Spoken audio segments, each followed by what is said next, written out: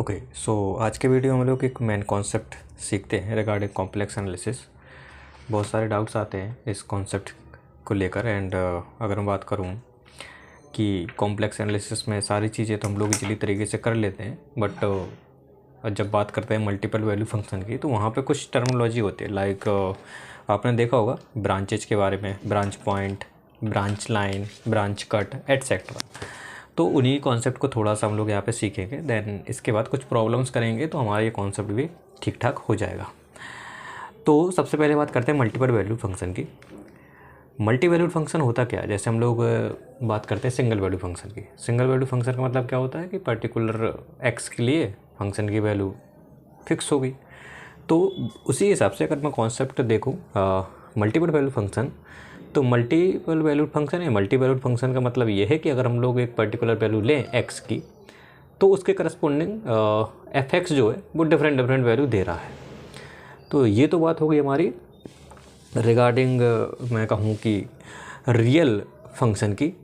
यही चीज़ अगर मैं कॉम्प्लेक्स फंक्शन की बात करता हूँ तो मैंने वही चीज़ यहाँ पे स्पेसिफाई की है कि एक ऐसा फंक्शन जिसमें हम लोग जेड की एक वैल्यू डालेंगे और उस फंक्शन की वैल्यू अलग अलग मिलेगी, तो ऐसे फंक्शन को बोलते हैं मल्टीपल वैल्यू फंक्शन।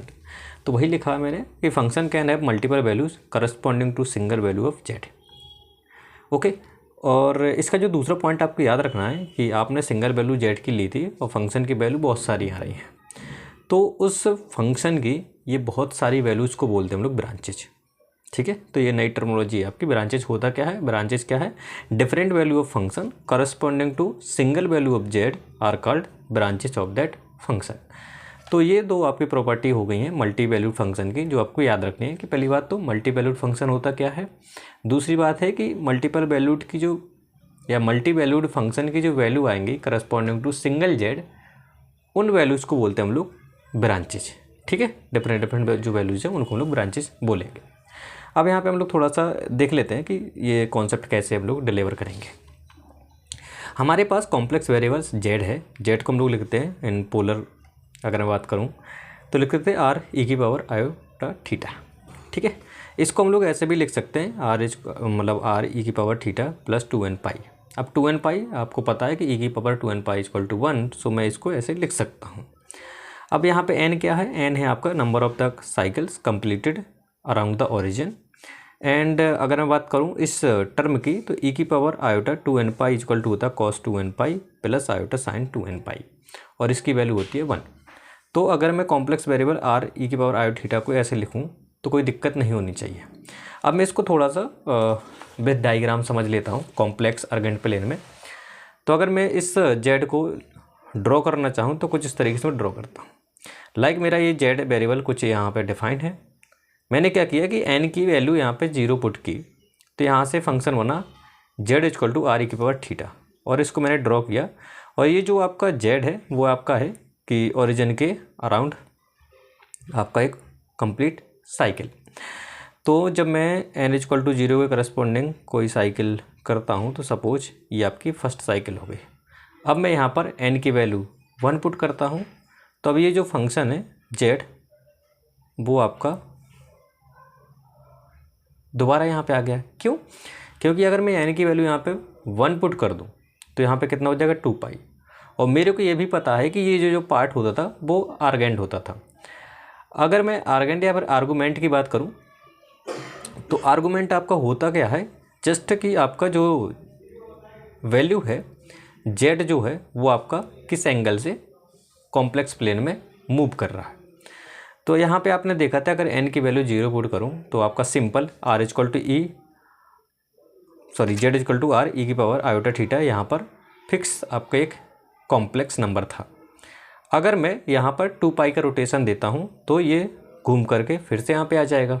ठीक है, अब मैं फिर से अगर मैं 4 पाई का रोटेशन देता हूँ फिर से यहाँ पे आ जाएगा। इसी प्रकार ऐसे में 2 पाई ऐड करके अगर मैं रोटेशन दूंगा तो आप मेरे को बोल सकते हो कि हाँ हम लोग सेम पॉइंट पर पहुँच रहे हैं। Got it? ये चीज़ आपको आई थिंक समझ में आ रही होगी। तो अगर मैं 2 पाई के रोटेशन दे रहा हूँ और मैं सेम पॉइंट पे पहुँच रहा हूँ, तो इसमें एक चीज़ आपको देखनी होगी क्या, कि अगर मैं ऐसी साइकिल्स n साइकिल्स चलूँ तो आफ्टर n साइकिल जो z की वैल्यू होगी वो होगी आपकी z equal to R E की power iota theta plus 2n pi. अब यहाँ पे एक चीज़ आप लोग देख पा रहे होगे क्या कि हर एक n के करस्पॉन्डिंग जब मैं चेंज कर रहा हूँ n की वैल्यू 0 1 2 3 4, तो आप लोग z देख रहे हो ना, z में एक पार्ट आपका सेम आ रहा जो कि r है। तो इतना तो समझ में आ गया कि जो आपका मॉडुलस ऑफ z या फिर आपका मैग्नीट्यूड है आपका z का या r की वैल्यू है वो सेम रह रही है, और चेंज क्या हो रहा है आपका ये दिस आर्गूमेंट या फिर बोल सकते हो आर्गेंट। ठीक है, तो मैंने वही चीज़ यहाँ पे नोट पे स्पेसिफाई कर दी कि after one cycle around the origin argument changes from 0 to theta plus 2 pi but value of z does not change.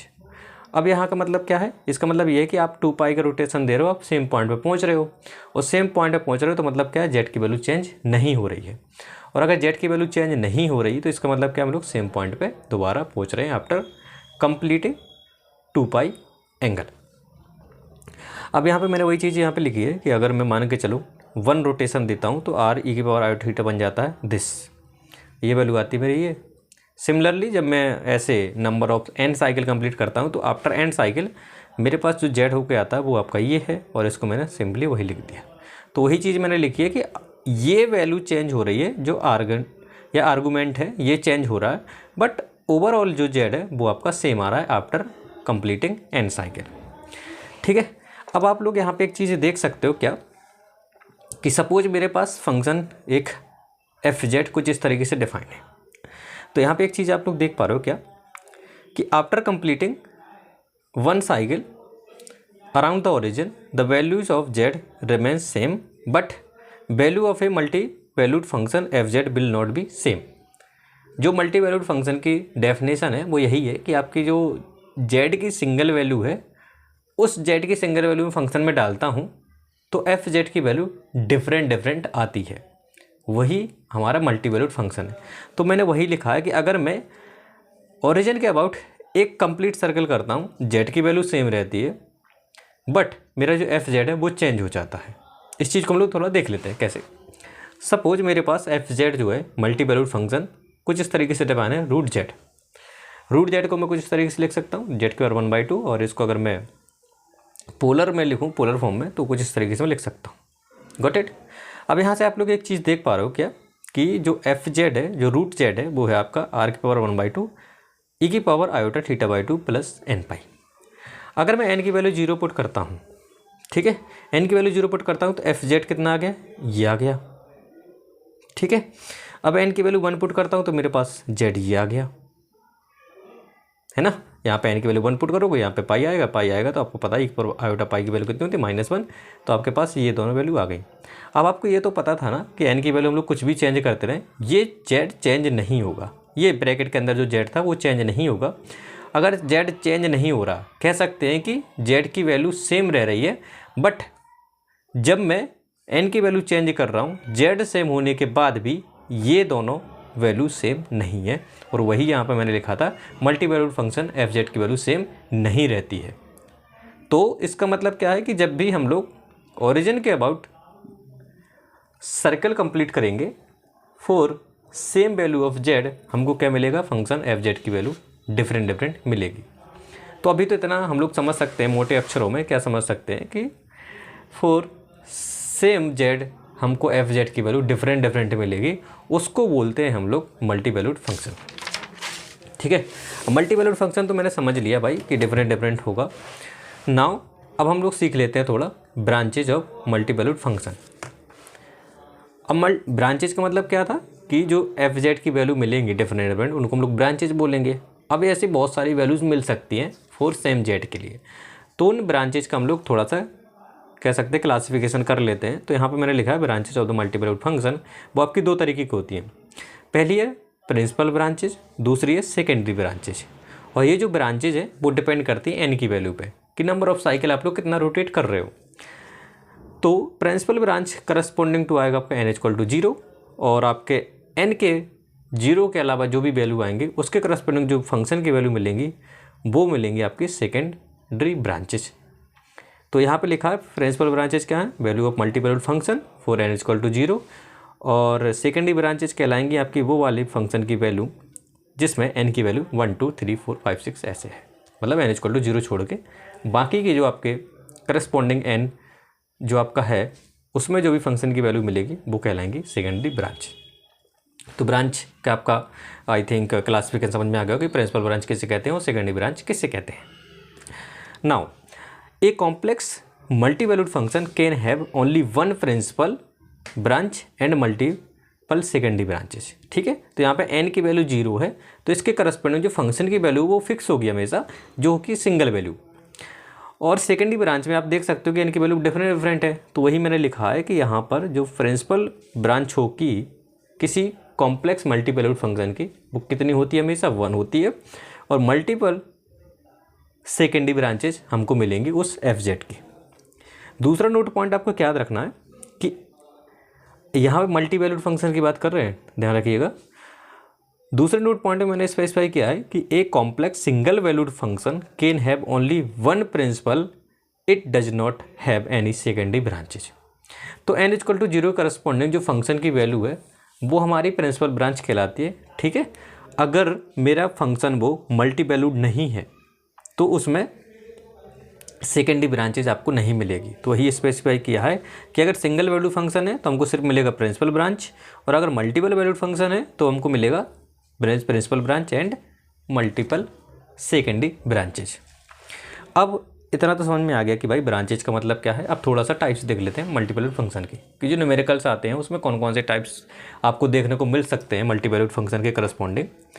तो पहला टाइप है कि पहले टाइप में क्या होगा कि मान के चलो आपका fz फंक्शन है, z के टर्म्स में डिफाइंड है, तो वही लिखा है कि complex function with non zero integers powers of z are multi valued in nature.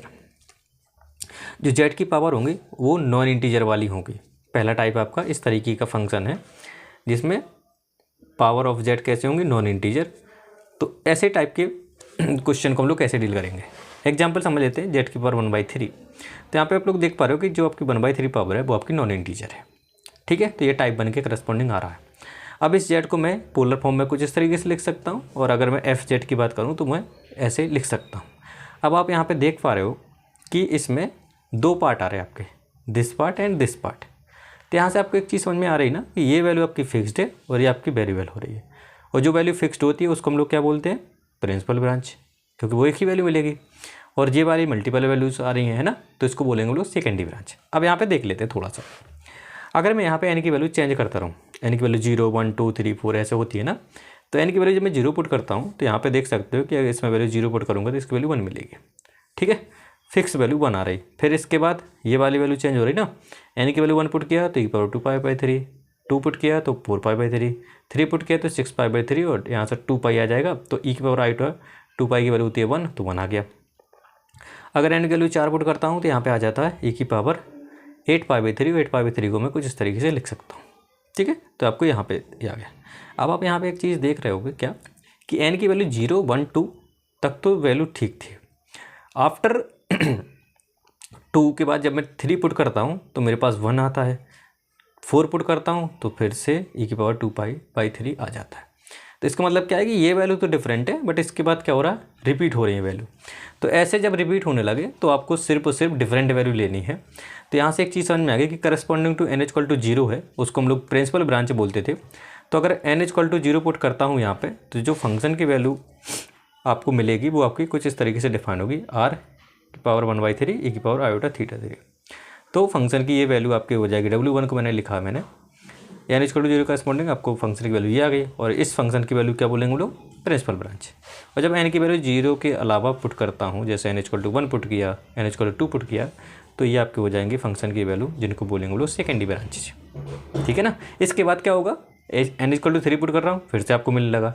तो आपको देखना क्या है कि यहाँ पर जो डिफरेंट वैल्यूज आ रही हैं फंक्शन की, वो कितनी आ रही हैं। तो आप लोग देख सकते हो कितनी आ रही, 1 2 3, जिसमें से पहली आपकी प्रिंसिपल ब्रांच है और बाकी की बची हुई आपकी सेकेंडरी ब्रांचेज है। टाइप 1 आई थिंक आपको समझ में आ गया होगा। यहाँ पे थोड़ा सा एक कॉन्सेप्ट सीख लेते हैं कि भाई जब z की पावर नॉन इंटीजर होगी तो उसमें थोड़ा सा देख लेते हैं कि नंबर ऑफ़ ब्रांचेज कितनी मिलती हैं, या फिर कह सकते हैं फंक्शन की वैल्यूज़ कितनी मिलती हैं। तो आपका फंक्शन कुछ इस तरीके से फॉर्म में होगा, z की पावर p/q। z की पावर p/q के करस्पॉन्डिंग जो आपका मल्टीपल वैल्यू फंक्शन है, ठीक है, तो इसमें जो नंबर ऑफ ब्रांचेज होती है ना वो होती हैं क्यू वैल्यू पर। जितनी क्यू की वैल्यू होगी उतने आपके नंबर ऑफ ब्रांचेज मिलेगी। तो मैंने वही लिखा है मैंने कि function can have q different values corresponding to single valued of z. मतलब एक जेड के लिए इस फंक्शन की कितनी वैल्यू मिलेंगी, क्यू डिफरेंट वैल्यू मिलेंगी, जिसको लोग मल्टी वैल्यूड फंक्शन बोलते हैं ना। तो मल्टी वैल्यूड फंक्शन में क्या होता है, करस्पॉन्डिंग टू सिंगल जेड के लिए हमको डिफरेंट वैल्यूज मिले। तो जब मैं जेड की वैल्यू कोई लेता हूँ यहाँ पे, तो फंक्शन की वैल्यू कितनी डिफरेंट मिलेंगी, क्यू। अब यहाँ पे पी और क्यू क्या है आपके इंटीजर्स है, और पी और क्यू के बीच में कोई भी कॉमन फैक्टर नहीं है। अगर कॉमन फैक्टर हो तो पहले काट लेंगे, देन इसके बाद हम लोग फाइनल लिखेंगे कि जेड का फॉर्म कैसा है। तो यहाँ पे देख लेते हैं, जैसे हमने पिछले एग्जांपल में देखा था कि जेड की पावर 1/3 था, तो आप लोग खुद देख सकते हो कि पी की वैल्यू यहाँ पे कितनी है, 1 है, क्यू की वैल्यू कितनी है, 3 है। तो अगर मैं पूछूँ आपसे कि इस फंक्शन की डिफरेंट वैल्यू कितने मिलेंगे इक्वल टू क्यू, तो क्यू यहाँ पे कितना है, 3, तो यहाँ पे कितने मिलेंगे, 3 डिफरेंट वैल्यूज़ मिलेंगी। और एन की वैल्यू क्या होगी आपकी, 0, 1, 2। तो जब क्यू डिफरेंट वैल्यूज़ मिलती हैं तो एन की वैल्यू हम लोग लिखते हैं 0, 1, 2, क्यू -1, मतलब क्यू से पहले वाले तक की वैल्यूज़ होंगी। तो यहाँ पे आप लोग देख सकते हैं क्यू की वैल्यू 3 है, तो एन की वैल्यू कौन कौन हो सकते हैं, 0, 1, 2। और ऐसे फंक्शन की कितनी वैल्यू मिलेंगी, 3 मिलेंगे। यहाँ पे देख लो जेड की पावर 7/4, 7 इंटीजर है, क्यू इंटीजर है, 7/4 4, ठीक है, आपका नॉन इंटीजर है, ठीक है, कोई कॉमन फैक्टर नहीं है। तो अब यहाँ से देखा पी की वैल्यू 7 है, क्यू की वैल्यू 4 है, तो ऐसे डिफरेंट कितनी वैल्यू मिलेंगी फंक्शन की, क्यू की वैल्यू की, तो 4 डिफरेंट वैल्यूज मिलेंगी। एन कौन कौन से होंगे, 0, 1, 2, 3, ठीक है। तो ये टाइप 1 हो गया। अब टाइप 2 देख लेते हैं। इसमें टाइप 2 आपका मिलेगा लॉगरिथम फंक्शन टाइप का, ठीक है। तो लॉग के जो फंक्शन होते हैं, या फिर कहता हूँ लॉगरिथम फंक्शन जो होते हैं वो आपके मल्टीपल वैल्यूड होते हैं नेचर में। तो एग्जांपल्स में देखते हैं और थोड़ा कंफर्म हो जाएगा। तो पहला तो हम लोग होगा जेड की पावर p/q के फॉर्म में मिलेगा, दूसरा आपका लॉग के फंक्शन होंगे। तो f z equal to ln z, ठीक है। जेड को हम लोग कुछ इस तरीके से लिख सकते हैं, ओके। नाउ यहाँ पे थोड़ा सा रूल लगा के थोड़ा सा अलग अलग कर दें यहाँ पे। तो मल्टीप्लिकेशन है तो प्लस हो जाएगा, और यहाँ से आप देख सकते हो ln r plus iota theta plus 2n pi. अब आप यहाँ से देख सकते हो ये वाला पार्ट तो फिक्स रहेगा, ये वाला पार्ट चेंज हो रहा करस्पॉन्डिंग टू n। तो अगर मैं n की वैल्यू फिर टेबल बनाता हूँ तो n equal to 0, 1, 2, 3 dot dot dot करके ऐसे बहुत सारी वैल्यूज मान के चलो k और ऐसे जाती रहेंगी, ठीक है। अब ये वैल्यू चेंज हो रही, तो यहाँ पे देखा मैंने कि थीटा प्लस 2n पाई। तो जब n की वैल्यू 0 पुट करता हूँ थीटा आता है, 1 पुट करता हूँ थीटा प्लस 2 पाई, theta plus 4 Pie dot dot करके थीटा प्लस 2 kp पाई। अब यहाँ पे आप चीज़ ये देख सकते हो कि n इक्वल टू 0 करस्पॉन्डिंग जो आपकी वैल्यू मिलती थी वो क्या मिलती थी, प्रिंसिपल वैल्यू, और बाकी corresponding secondary value, secondary branches, ठीक है। तो ये जो आपका था ना थीटा प्लस 2n पाई, इसकी जो वैल्यू है आप देख सकते हो कि यहाँ पर n की वैल्यू चेंज तो हो रही है बट रिपीट नहीं हो रही। पिछले वाले केस में क्या था कि n की वैल्यू चेंज कर रहा था 0, 1, 2, इसके बाद रिपीट होने लगी थी, बट यहाँ पे ऐसा नहीं है। तो इसमें आप लोग क्या देख सकते हो कि और बोल कह सकते हो कि भाई अगर ये वैल्यू चेंज नहीं हो रही है तो इसका मतलब क्या, हर एक n के लिए आपको ब्रांच मिलेगी। तो ऐसे कितने n की वैल्यू है, इनफाइनाइट। तो हम लोग कह सकते हैं कि भाई जो लॉगरिथम फंक्शन है हमारा वो ऐसे कितनी ब्रांचेज रखता है, इनफाइनाइट मैनी ब्रांचेज। क्यों, क्योंकि यहाँ पे n की वैल्यू रिपीट नहीं हो रही है, और जहाँ पे रिपीट होने लगेगी वहाँ पे फुल स्टॉप लगा देंगे, और जितनी n की वैल्यू होंगी वही आपकी नंबर ऑफ ब्रांचेज होंगी। तो यहाँ पे देख सकते हो कि जो ln z है इसकी कितनी ब्रांचेज है, इनफाइनाइट मैनी ब्रांचेज, ओके। और अगर मैं बोलूँ प्रिंसिपल ब्रांच क्या है, प्रिंसिपल ब्रांच क्या है, n equal to corresponding to 0। तो यहाँ पे देख सकते हो एफ जेड की वैल्यू, अगर मैं n की वैल्यू 0 पुट करता हूँ तब ln r मिलता है, sorry ln r plus iota theta मिलता है, तो ये आपकी कहलाती है प्रिंसिपल ब्रांच, ठीक है। तो ये हो गया टाइप 2। अब टाइप 3 हम लोग देख लेते हैं। क्योंकि आपको देख सकते हो कि जो आपकी डिफरेंट जेड होगा, या कह सकते हैं कि एफ जेड का फॉर्म क्या हो सकता है, एक हो सकता है जेड की पावर समथिंग, जैसे 1/2, 1/3, 1/4। इसके करस्पॉन्डिंग क्या होगा कि जेड की वैल्यू सेम रहेगी, फंक्शन की वैल्यू अलग अलग होगी। दूसरा किस टाइप का हो सकता है, लॉगरिथम टाइप का हो सकता है। तो हम लोगों ने 2 केस पढ़ लिए कि एफ जेड आपका इस फॉर्म में हो सकता है या फिर इस फॉर्म में हो सकता है। तो इस फॉर्म में होगा तो हमको कौन कौन से प्रिंसिपल ब्रांच रखनी है, कौन कौन सी सेकेंडरी ब्रांच। तो हम लोगों ने देख लिया कि भाई कैलकुलेशन कैसे करनी है, कि नंबर ऑफ ब्रांचेज कितनी आती है वो हम लोग कैलकुलेट कर चुके हैं इस पार्ट में। अब इसमें थोड़ा सा और देख लेते हैं। ब्रांचेज पढ़ लिया, एक नया कॉन्सेप्ट आता है ब्रांच पॉइंट।